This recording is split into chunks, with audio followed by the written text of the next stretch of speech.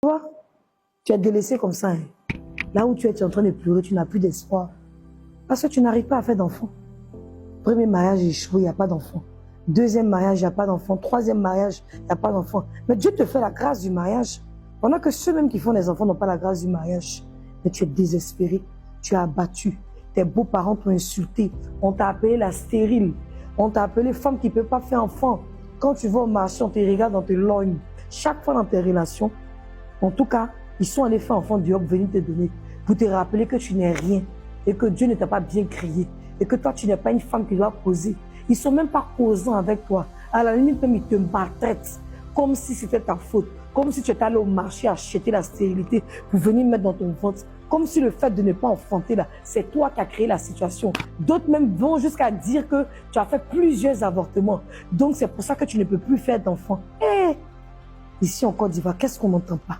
En Afrique ici, qu'est-ce qu'on ne dit pas aux femmes? Parce que c'est toujours la faute de la femme en Afrique. On ne va jamais regarder la cause de l'homme.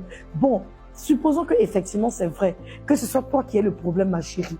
Tu as tout essayé, indigénat, parce que les femmes à Baie sont très fortes d'indigénat. Tu as tout fait, tu es allé dans les plus grandes cliniques de la Côte d'Ivoire. Et même à l'extérieur, ça ne va pas. Tu es désespéré. Tu dis, Yachou, je ne suis pas une femme. Plus personne ne voudra de moi.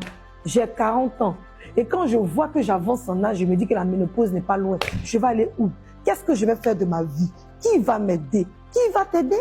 Parce que tu penses que c'est ton père ou ta mère qui peuvent t'aider, bien les femmes à Baie. C'est Dieu qui peut changer ton histoire. C'est Dieu qui peut transformer tes entrailles. C'est Dieu qui peut permettre que tu puisses enfanter. C'est Dieu qui peut permettre que tu puisses même faire des jumeaux. Tu n'as jamais vu des témoignages de femmes à 50 ans qui ont eu des jumeaux. Des femmes qui ont fait 20 ans de mariage. Et en fait, quand elles ont accouché, c'était des triplés.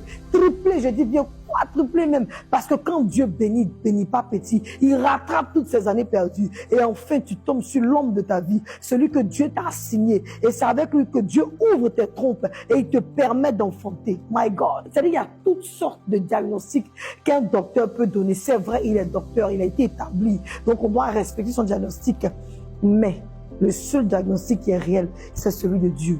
Est-ce que tu as consulté Dieu? Est-ce que tu as véritablement pleuré à Dieu? Parce qu'il y a pleuré et pleuré. Lorsque tu pries, tu as plusieurs sujets. Comme tu as dit à Adam et Ève, multipliez-vous. Permets que je puisse me multiplier, que je puisse enfanter. Comme tu as multiplié les pains, fasse que je puisse multiplier les enfants. Comment est-ce que tu as fait cette prière?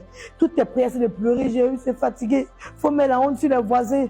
Mon mari m'a laissé et je suis désespéré. Il faut avoir une prière juste, une prière droite quand tu vas devant le Seigneur. Il faut prendre ton sujet. La Bible dit demandez toutes choses et toutes choses vous seront accordées. Si tu manques de sagesse, demande à Dieu de t'apporter la sagesse. Et puis souvent, ce sont les hôtels de famille qui crient parce que les parents ont fait des alliances dans les eaux. Les parents ont fait des alliances dans les petits étangs. Et ces eaux-là sont en train de crier en disant que cet enfant-là ne fera pas d'autres enfants tant que vous ne venez pas sacrifier le bélier qu'on attend. Et du coup, tu es là, tu es en train de prendre les pots cassés des hôtels de famille pour rien parce que tu n'as rien fait. Mais il y a un seul nom.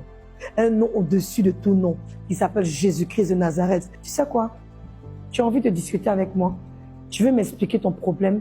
Là, tu ne peux pas le faire en commentaire parce que c'est trop long. C'est une situation qui te gêne. C'est une situation honteuse. Mais ce message t'a réellement touché. Tu sens qu'il y a quelque chose qui est en train de bouger en toi. Retrouve-moi jeudi. Jeudi à partir de 19 h sur ma page TikTok afin qu'on puisse discuter. Je te ferai monter en live et on pourra communiquer. Si tu ne veux pas t'exposer aux yeux de tout le monde, ce n'est pas bien grave. L'équipe spirituelle est présente pour que ce ventre-là puisse enfanter, pour que ce ventre-là puisse porter un enfant, pour que les cris d'un enfant puissent s'entendre dans ta maison. En tout cas, moi, j'ai été très heureuse de te parler une fois de plus, très à l'aise d'ailleurs par ce sujet, parce que je suis passée par là. Donc, je sais de quoi je parle. On est ensemble. Rendez-vous pour un prochain numéro.